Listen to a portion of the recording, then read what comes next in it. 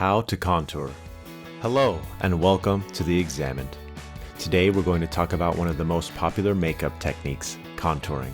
Contouring is all about creating depth and dimension to your face with makeup. It's a technique that can make your features look more defined and add some sculpting to your face.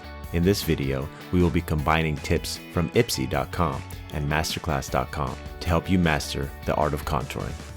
Step 1.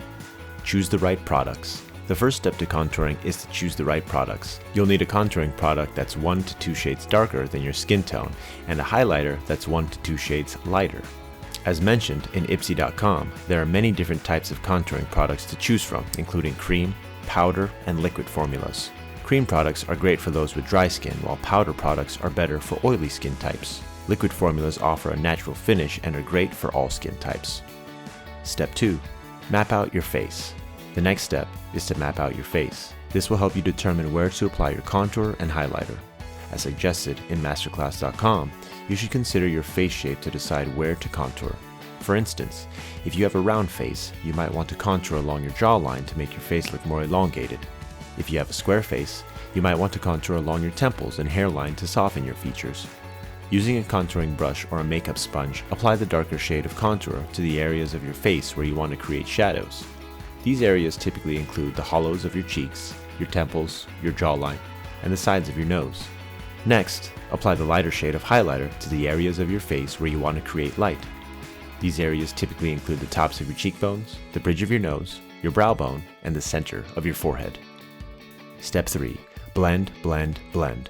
The key to a flawless contour is blending. Use a clean brush or sponge to blend the contour and highlighter into your skin for a seamless finish. As suggested in masterclass.com, it's important to blend your contour and highlighter properly to avoid any harsh lines. Start by blending your contour in a back and forth motion, working towards the center of your face. Then blend your highlighter in a circular motion, blending outward from the center of your face. Make sure to blend any harsh lines or edges to create a natural looking contour. You can also use a setting powder to help blend and set your makeup in place. Step 4. Finish with blush. Once you've completed your contour and highlight, finish your look with a touch of blush. Apply the blush to the apples of your cheeks for a healthy flush of color. As suggested in ipsy.com, you should choose a blush that complements your skin tone. If you have fair skin, you might want to choose a pink or peach colored blush. If you have darker skin, you might want to choose a more vibrant shade like coral or berry. Step 5. Practice makes perfect. Contouring is a technique that requires practice. As suggested in masterclass.com, it's important to experiment with different products and techniques to find what works best for you. Don't be afraid to try new things and have fun with your makeup contouring. It's all about enhancing your natural features, so make sure to tailor your technique to your unique face shape and skin type. Thank you for watching this video on how to master makeup contouring. We hope you found these tips helpful and feel more confident in your contouring skills. Don't forget to like and subscribe to our channel for more beauty tips and tutorials. See you in the next video.